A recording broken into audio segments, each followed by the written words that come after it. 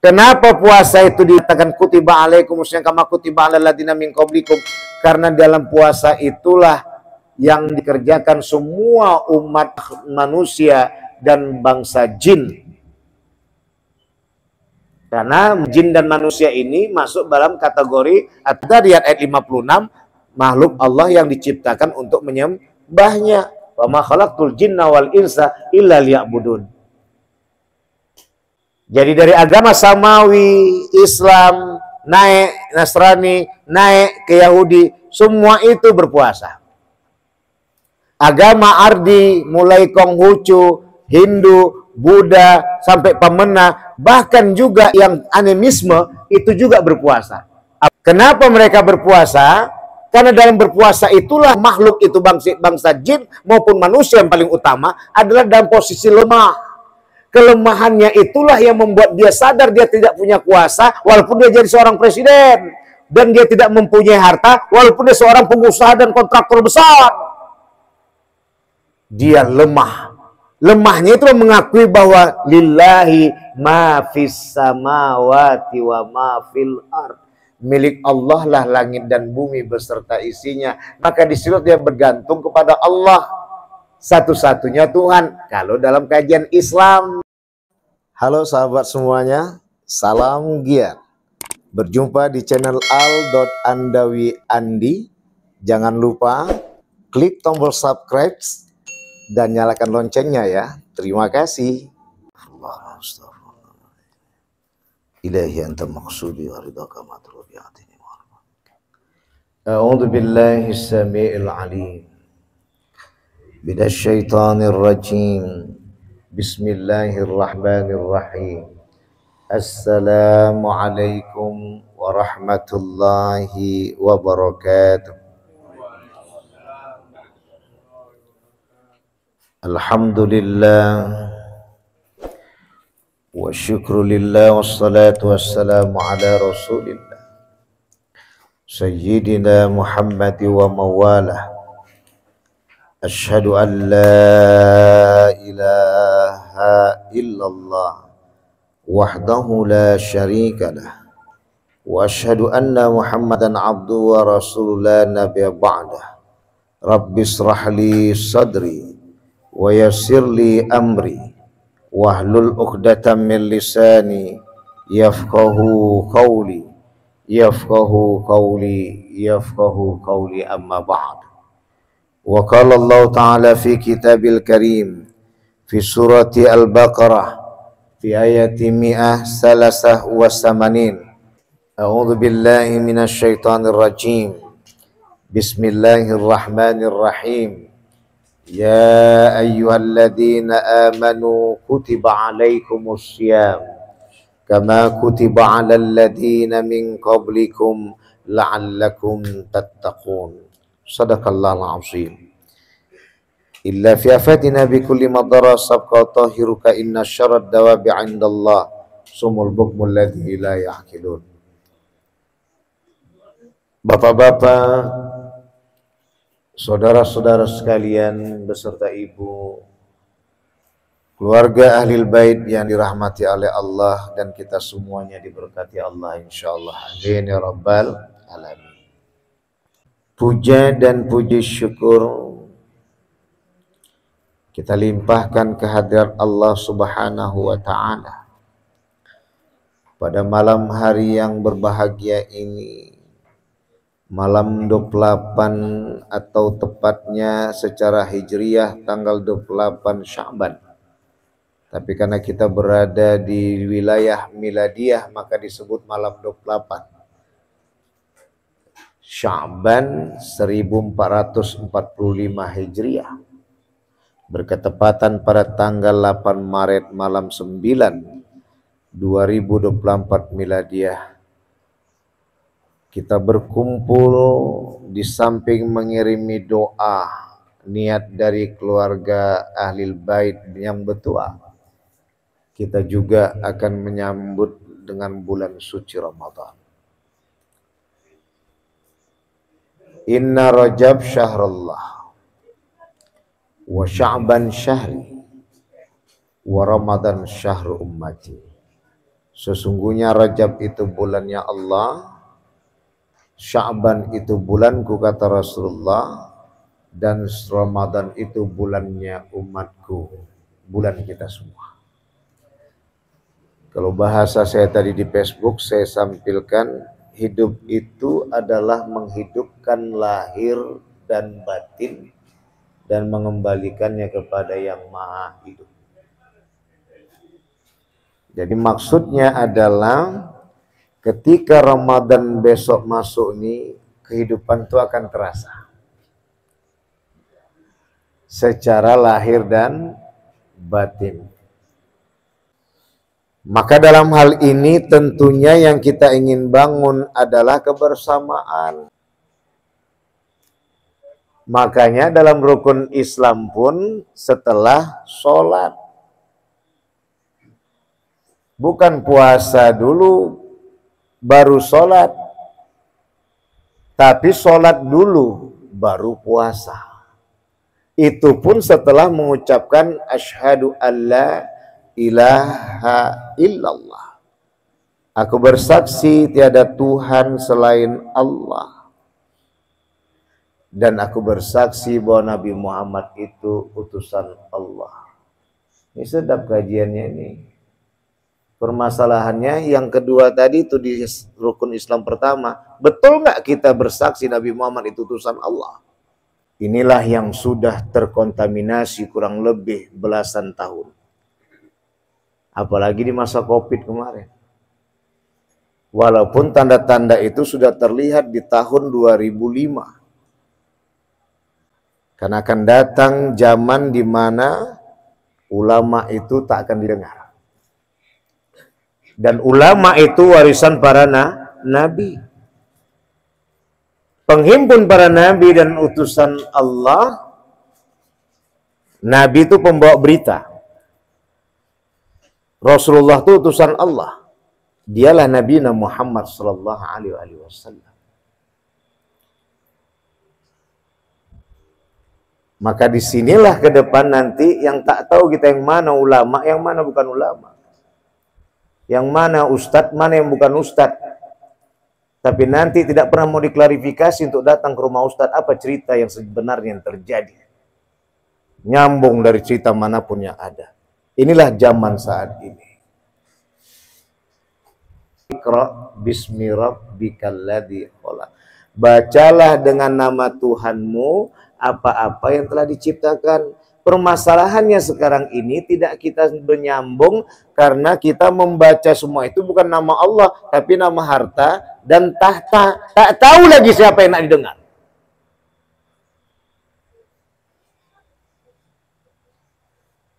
Inilah dia kajiannya. Hilang berkah Allah tuh. Tauhid keyakinan. Yakin pada Allah satu-satunya yang Maha Rahman. Maka untuk memantapkan keyakinan itu hanya kepada Allah yang Maha Mengasih lagi Maha Menyayangi, maka masuk kepada peraturan. Itulah fikih. Fikih tadilah mengantarkan peraturan yang memberikan kepada keselamatan dalam berjalan. Kemudian sudah masuk dalam fikih dengan keislaman, masuklah tadi dengan tasawuf. Tasawuf itu adalah akhlak yang mulia. Tiga ini tak bisa dipisah, Bang. Islam tuh maya yang tak dibahas, usahakan politik. Mau masuk kamar mandi, buang air besar pun kita baca doa. Begitulah maka dikatakan Islam itu agama rahmatan lil alamin. Jadi salah kalau orang yang nanggapi itu Islam tuh agama usil tuh. Ya Bang, yang di luar, Islam itu agama usil Bang. Saking usilnya Islam tadi, mengembang sampai seluruh dunia. Usilnya itu untuk keselamatan. Saking usilnya tadi, berapa orang tadi? 1, 2, 3, 4, 5, 6, 7, 8, 9, 10, 11. 11 almarhumah tetap diingat. Kenapa? Kalau tidak kan udah piginya orang tuh. Apalagi kita bahas-bahas. Begitulah karena kita akan datang masa matinya, Bang. Jangan kita kira tak mati kita nih. Perkara hidup kita cuma di dunia ini, bantela semua. Tapi nanti ada hidup di akhirat, pertanggungjawaban yang ada. Tak percaya orang apa kata Ustadz Sapriandi, Ustadz Andini, besok rasakanlah di akhirat nanti. Kenapa tak ku dengar kata Ustadz itu?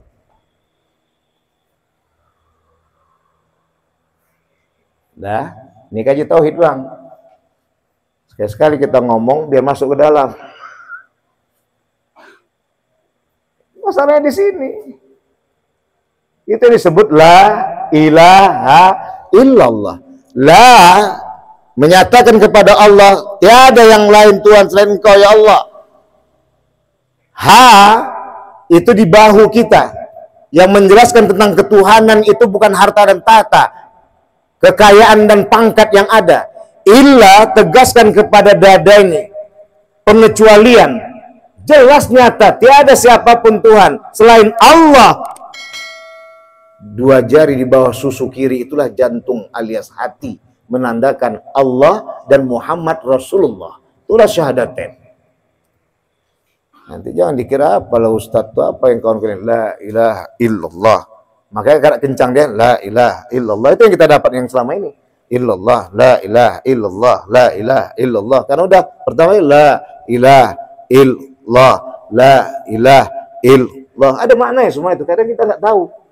Bertanya malas. Menyimpulkan nomor satu. Bertanya sama-sama yang sama tak tahu. Itulah zaman sekarang. Menilai nanti nomor satu. Bertanya sama ahlinya, tidak pernah mau tahu. Cuman kita hanya bisa mengatakan innalillah wa inna ilaihi rajiun. Inilah tadi kembali kenapa tuan rumah, keluarga berkeluarga, kembali usil untuk bukan mengganggu sebenarnya. Ini bercahaya kuburan 11 orang nih sekarang. Di samping sholat 5 waktu kita mengantarkan doa. Nah, ini enaknya kita salat dulu pada Nabi Muhammad, baginda besar Nabi Muhammad SAW. Salawat dan salam pada baginda besar Nabi Muhammad Sallallahu Alaihi Wasallam. Di samping 5 waktu kita mengantarkan doa itu mendatangkan cahaya. Semua jiran-jiran di kuburan itu akan menyaksikan seperti mereka kedatangan presiden. Siapa presidennya itu? Cahaya doa bang yang dikirimkan habis 5 waktu tuh. Itu yang pertama. Yang sedih tadi yang jiran-jiran di kuburan nangka kita tuh, yang tak dapat doa dari anaknya karena tak sholat, tak mengirim doa. Itulah yang tadi menyaksikan jiran-jiran yang mendapatkan doa dari anak-anak yang sholat, mengirimkan doa. Satu. Yang kedua adalah ketika anak rindu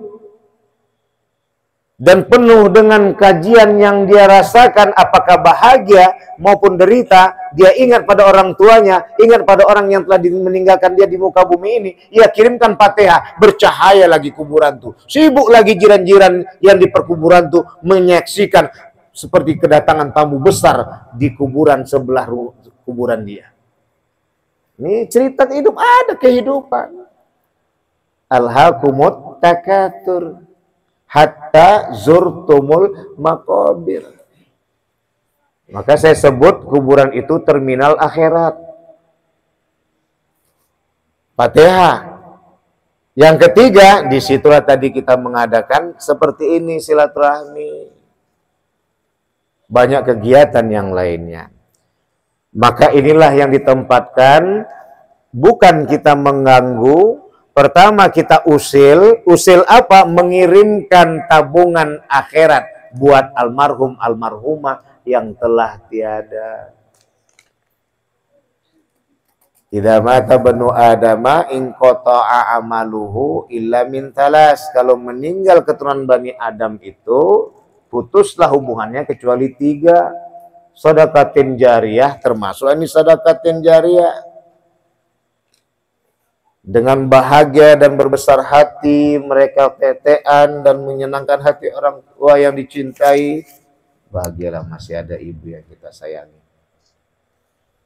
Jangan dilepaskan, minta selalu doa, minta selalu doa, cium kaki almarhum. Cium kaki ibunda kita.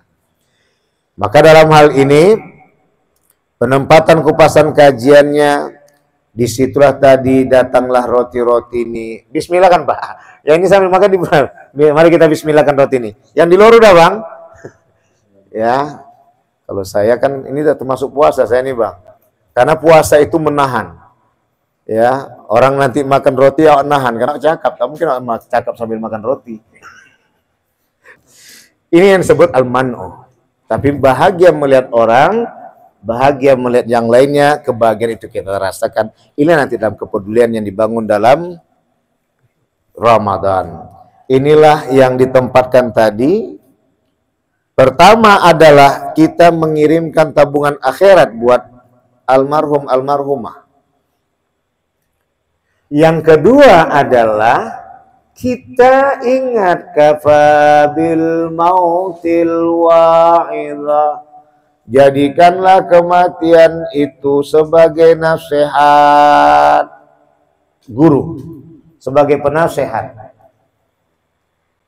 Apa maksudnya? Apalagi dekat Ramadan. Kenapa banyak orang mengirim doa sambil Ramadan? Tambah lagi ada dua itu kajiannya, mengirim doa menyambut Ramadan sama punggahan. Nanti kita terjemahkan. Mengirim doa menyambut Ramadan, inilah tadi. Ketika masuk Ramadan, kita nikmati. Maka tadi kita doa Bang, wabalighna Ramadan. Kita nggak tahu ini. Hitungan 2 hari lagi Pak Haji. Masihkah kita selamat? Sempatkah kita Ramadan nanti tiba? Nggak tahu kita Bang. Inilah bagian dari kirim doa tadi yang kita bahas. Di samping kita mengirim tadi untuk terbercahayanya kuburan almarhum almarhumah, yang kedua adalah untuk mengantapkan kita ingat kematian. Maka Ramadan nanti penuh dengan kedamaian mengerjakannya. Karena nilai sebut tadi bulan umatku. Bahasa saya tadi, hidup itu adalah menghidupkan lahir dan batin. Karena yang dihidupkan tadi adalah sholat dan puasa. Siangnya pagi sampai menjelang maghrib kita berpuasa, malamnya kita diajak lagi dengan tarawehannya. Lahirnya tadi dan batinnya kita dapat, kita merasakan apa yang dirasakan oleh orang yang tiada mampu selama ini. Tiada yang mengatakan tadi yang dia tidak hidup karena miskin. Tiada yang tadi mengatakan dia tidak hidup karena dalam keadaan tidak punya jabatan. Berhiduplah dia merasakan kehidupan itu bagi orang yang kaya raya. Hiduplah dia tadi yang merasakan tadi dengan penuh pangkat yang luar biasa.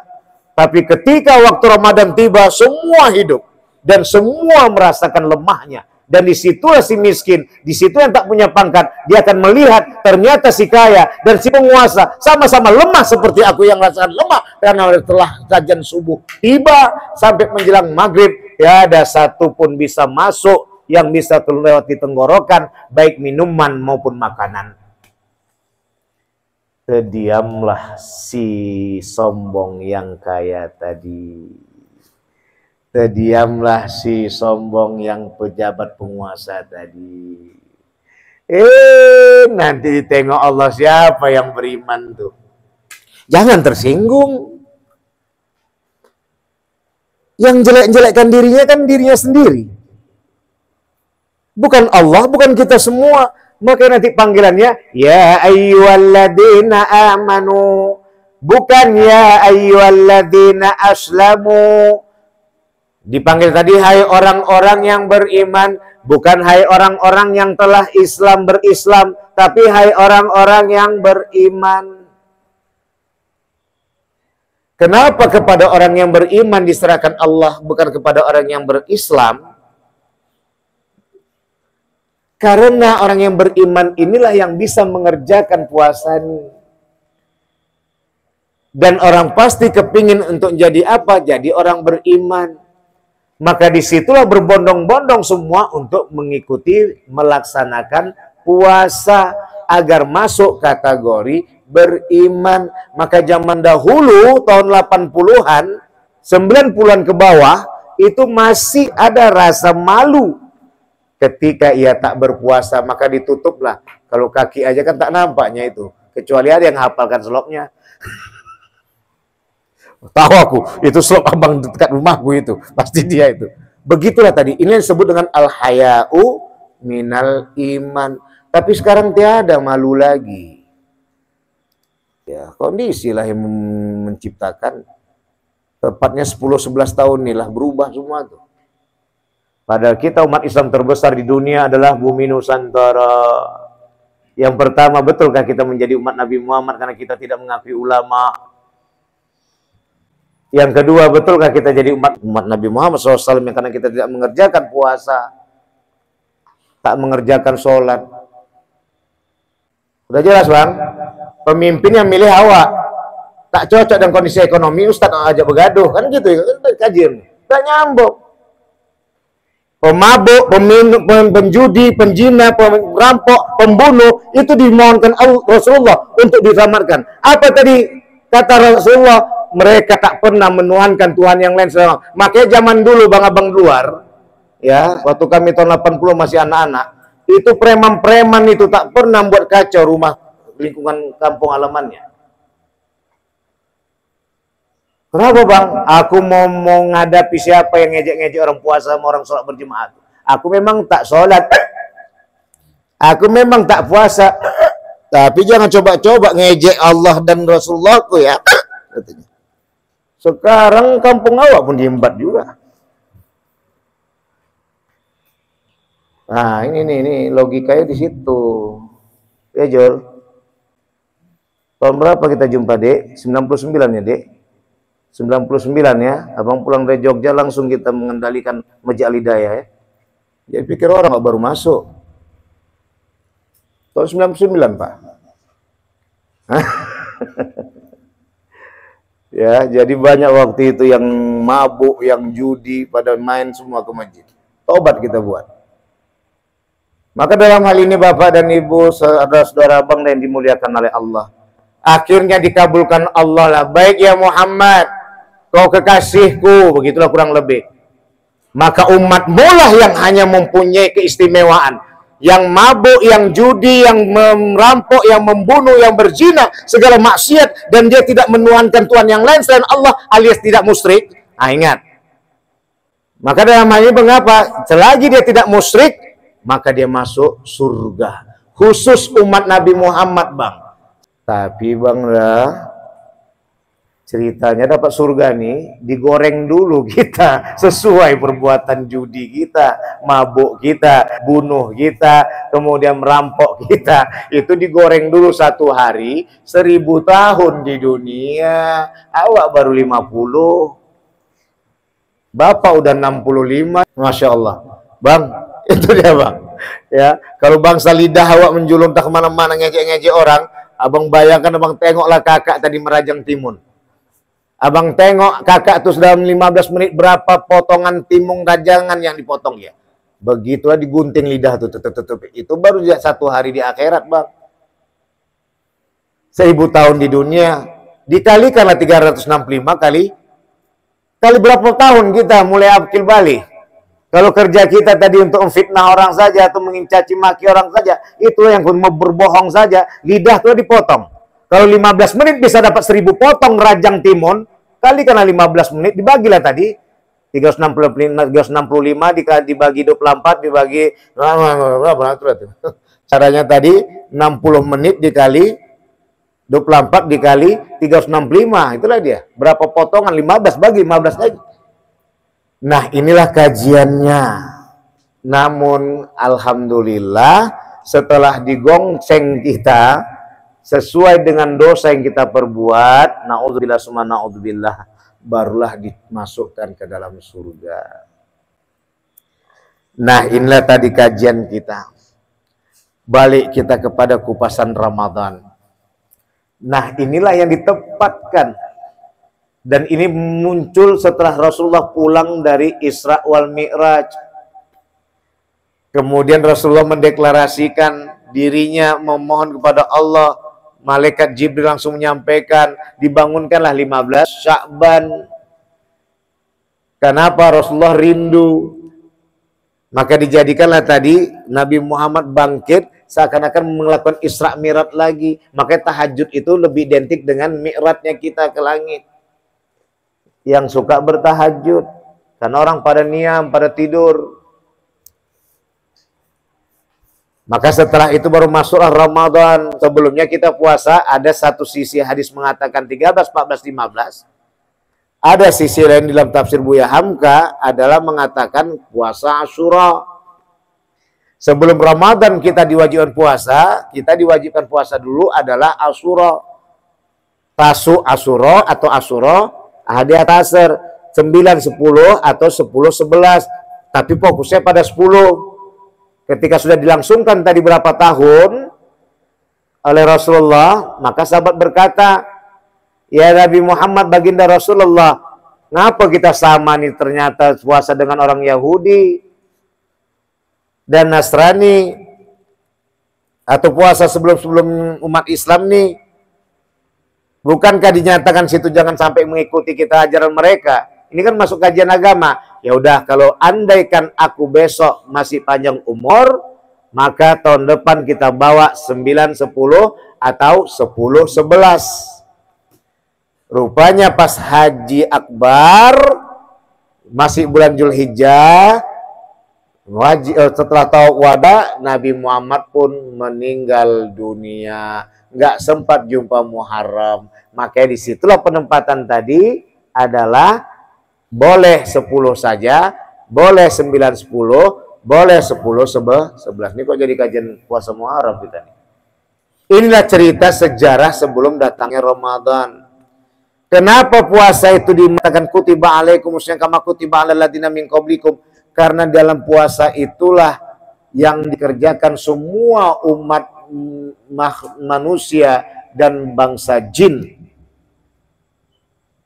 Karena manusia dan jin dan manusia ini masuk dalam kategori atau ada riwayat ayat 56 makhluk Allah yang diciptakan untuk menyembahnya. Wa ma khalaqtul jinna wal insa illa liya'budun.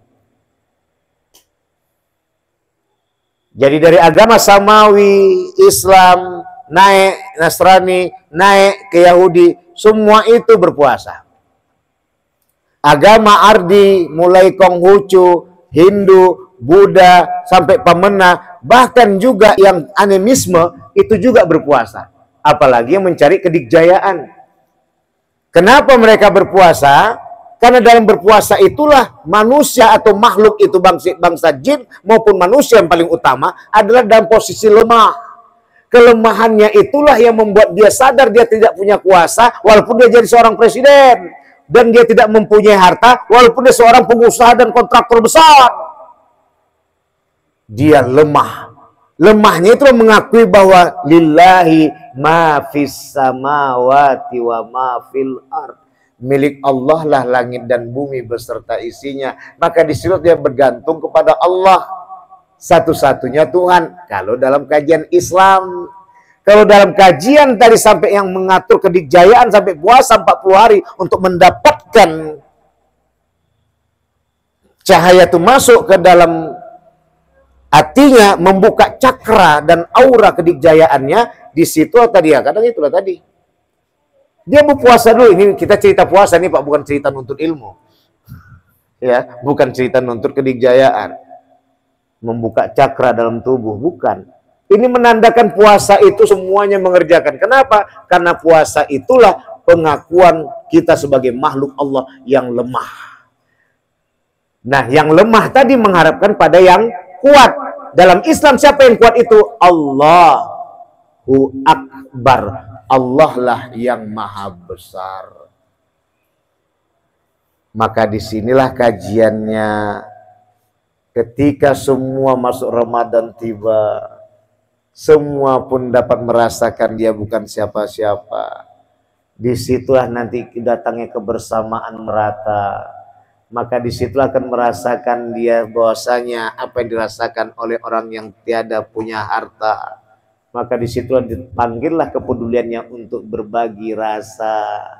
Yang kaya menyayangi yang miskin, yang miskin menghormati yang kaya, yang berkuasa menyayangi yang tak berkuasa, yang tak berkuasa menghormati yang berkuasa. Maka disinilah Bapak dan Abang dan saudara yang dimuliakan oleh Allah, orang yang berpuasa ini adalah orang yang lahir batinnya terhidupkan. Lahirnya, seluruh anggota tubuhnya, semua itu dipadamkan tiada berdaya. Batinnya dengan pengakuan karena ini adalah perintah Allah yang Maha Kuasa. Masya Allah, kita udah ngerasakan semua, ya tak? Ketika kita pasang niat, lupa makan siang makan malam, karena udah pasang makan siang dan makan sore, udah niat. Tapi ketika kita tak pasang niat, terasa lapar tuh, jam 11 sudah lapar awak. Itulah kenapa itu disebut innamal a'malu binniyat. Segala perbuatan dimulakan pada niat, dan niat yang bersahaja itu adalah kembalikan kepada Allah. Kenapa? Karena Allah tuh yang Maha Kuat, sedangkan kita yang Maha Lemah. Maka semua manut secara lahir, maka para medis mengatakan untuk menjadikan obat biar lambungnya sehat, mahnya sehat, sembuh kembali, puasalah. Bapak kan orang Muslim, itu ada orang dokter bagian penyakit dalam Kristen. Bapak kan orang Islam, bilang kan ini jemaah yang cerita sama saya. Kenapa tidak Bapak amalkan puasa itu? Saya aja bukan orang Islam, saya kerjakan puasa itu. Terasa Pak, niat saya, tapi atas nama Tuhan saya katanya. Itulah dia. Makanya kadang orang sibuk, kadang mikirkan awak nanti ngantri, pesan makanan nanti. Terakhir, di manakah kebersamaan itu terbentuk? Satu, bahwa puasa itu dengan Ramadannya menyadarkan kita bahwa kita adalah makhluk yang lemah. Tadi udah kita bahas. Maka siapapun dia dengan kekayaannya, dengan kekuasaannya, dia akan sadar kepada orang yang tidak punya kekayaan dan tidak punya kekuasaan. Semua sama dalam keadaan lemah. Dan itu dibuktikan setelah masuk subuh dan sebelum maghrib. Semua dalam keadaan lemah. Apalagi pas suatu siang, apalagi dengan dekat membeli takjilan. Kedua, bahwasanya dalam Ramadan ini dijelaskan semua yang kita punya itu bukan milik kita, tapi milik Allah. Di hari sebelum bulan Ramadan itu, nggak apa-apa dia mendengar juga. Di hari sebelum bulan Ramadan itu, semua kita dilarang untuk mendekati yang haram. Tapi di bulan Ramadan usahakan yang haram, yang halal pun dilarang kita untuk mencicipinya. Udah nyata-nyata itu uang ada di kantong. Udah jelas-jelas udah kita beli makanan dan minuman. Tidak bisa kita cicipi sampai datang beduk maghrib tiba. Disitulah sadar bahwasanya apa yang kita banggakan selama ini itu udah milik kita, bukan milik kita.